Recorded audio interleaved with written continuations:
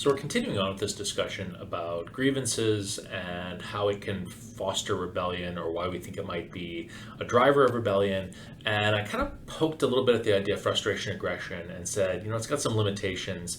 Back in the 1970s, there was an attempt to kind of salvage it, particularly from that problem of people tend to rebel when things are getting better. How do we explain that? And so Ted Robert Gurr came up with this argument that he lays out in his book, Why Men Rebel, that I'd like to kind of run through and introduce to folks so that they're familiar with the basic argument. And Gurr's central thesis is that rebellion is the result of a mismatch between people's material conditions, right, what they're experiencing, and their expectations, what they think they should be experiencing. And so because of that, it's the mismatch that drives it. You can have steady grievances, but rising expectations fostering violence, right? And so one of the problems that we had with frustration aggression theory was that things can be awful for decades. And then all of a sudden you see people responding with violence. Why is it that now that's the problem? Well, Gurr has an answer now. It's because people's expectations have changed. Before, they just sort of shrugged and said, that's the way it is. Now they look at that and say, well, it shouldn't be this way. It should be some other way. A second pattern that we can see that Gurr anticipates is as grievances are going up, but people's expectations are the same, we can see people responding with violence. That can be a source that upsets things, right? So that people haven't changed, but things are objectively getting worse. And then finally, we can see rebellion when grievances are actually going down, or things are, I guess I should say that things are actually getting better, but people's expectations are rising faster than you can possibly sort of keep up with that people assume things should be getting better at a faster rate than they are. And I maybe flag that this is the tiger that China has been riding for a number of years, that the Chinese Communist Party has sort of told people, don't demand too much, because the Chinese Communist Party's job is to deliver growth. And we will deliver growth for you, and things will get better materially, and therefore, don't demand political reforms, don't rebel, be acquiescent and accept the state's or the party's rule of the state. And that worked okay as long as growth was at 10%. But things have slowed somewhat. It's harder to maintain that. Meanwhile, people's expectations are that things should continue to grow at 10%. Well, if they're only growing at 5% or 3%, you keep seeing that gap between what the state is able to deliver, even if it is delivering still, and what people think it should be able to deliver. And that can be, according to Gurr's argument, a volatile kind of situation. So I think it's worth digging into this idea of expectations and where expectations come from, because it's not just about this question of how awful things are and how do we sort of measure and tabulate how awful things are. It's why do people believe in some situations that things ought to be better? And a big part of it is people looking at their neighbors. It's the keeping up with the Joneses kind of phenomenon, but it's also looking at other groups and assessing yourself against other groups. And if you believe that other groups are doing better than you, that can be a real source of discontent. If you believe that other groups are benefiting disproportionately, that can be a major source of discontent. Increasingly, I should say historically, that comparison was really just like people in your immediate community where you could draw those kind of comparisons. But increasingly with global media, people can see what's happening in other countries, and that can shape their expectations for what should be happening in their country. And so people's expectations are now shaped as much by mass media as they are by what their neighbor who's literally across the street is doing. But I should also flag that ideology can play a role in shaping people's expectations and shaping their beliefs. And certainly, the American revolutionary sense, Thomas Paine's Common Sense was often held up as sort of one of these pamphlets that sort of ignited the spark of revolution by changing people's expectations about what government should be and how it should operate and what it should do for people. Likewise, if you're engaged in a Marxist revolutionary movement, a big part of what that movement is going to be trying to do is trying to foster a proletarian consciousness among the population, right?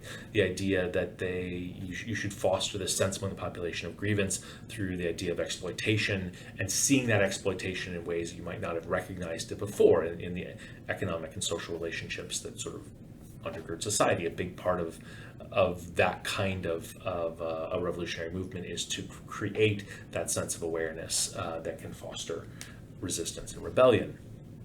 So ideology and ideas can shape that pretty significantly. I do want to flag a couple problems with frustration aggression and also with Gurr's argument that I think are important to get to and to have in the back of our minds for why political science has largely moved away from frustration aggression.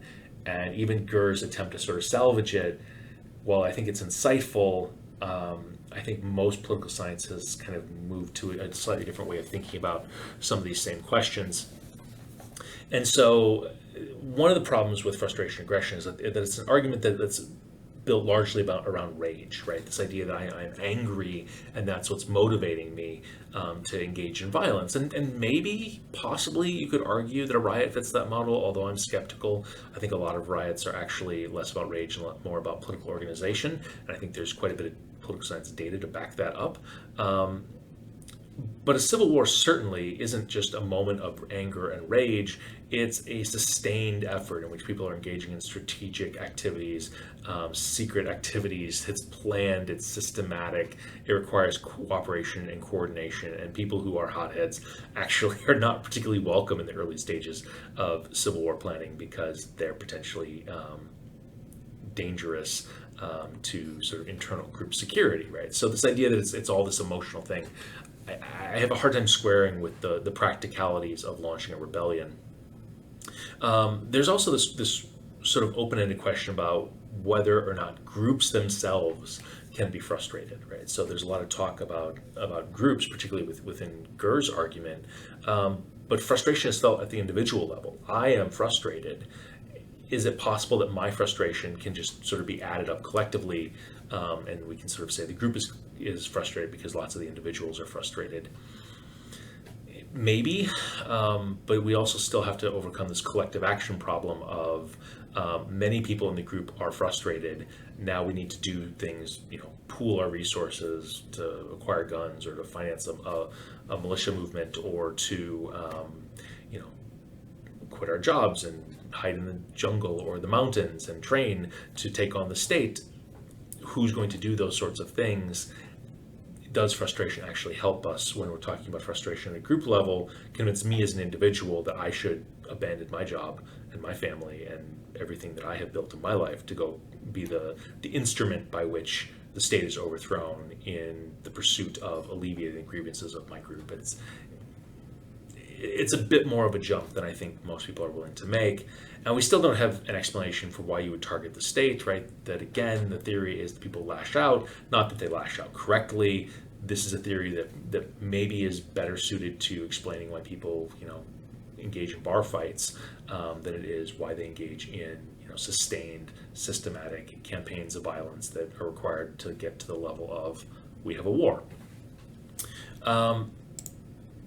Again, I think Gurr's argument fixes some of these things of the empirical problems with frustration, aggression, but we still have the problem of we're talking about a theory that very much is focused around groups, and it's a societal level theory talking about how groups behave and treating groups as sort of like units of analysis that are able to sort of think and perceive that there's not really a way of talking about. I suppose you could add in a way of talking about heterogeneity within the groups, but the way that the theory operates, it sort of assumes like everybody within the group experiences grievances in the same way, expectations within the group are rising. Again, it's treating the group as the unit rather than thinking about how individuals are behaving strategically.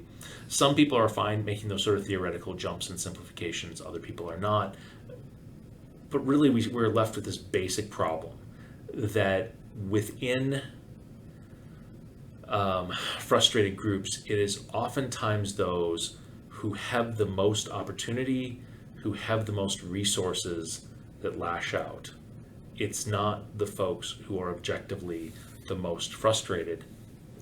And so we see this in a number of different ways. And so I'll flag this when we talk about terrorism later, that a lot of the, one of the biggest risk factors, I should say risk factors, a disproportionate number of people who engage in terrorism are engineers, doctors, people who went through the university system, people who within their societies had a level of education.